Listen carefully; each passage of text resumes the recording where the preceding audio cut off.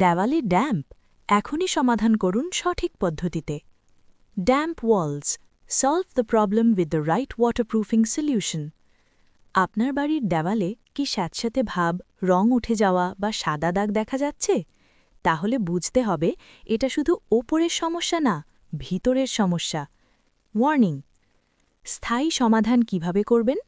পুরনো ও ক্ষতিগ্রস্ত প্লাস্টার সম্পূর্ণ তুলে ফেলতে হবে। ইটের উপরে সরাসরি ওয়াটারপ্রুফিং কেমিক্যাল অ্যাপ্লিকেশন করতে হবে।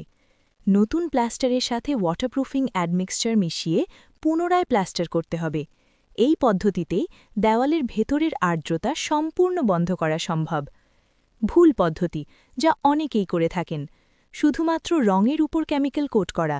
এতে সাময়িকভাবে ভালো দেখাবে, কিন্তু 1 থেকে 2 বছরের মধ্যেই আবার সমস্যা ফিরে আসবে।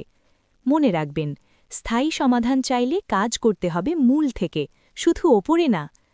আপনার বাড়ির ড্যাম সমস্যার স্থায়ী সমাধানের জন্য আজই যোগাযোগ করুন অভিজ্ঞ ইঞ্জিনিয়ার টিমের সাথে।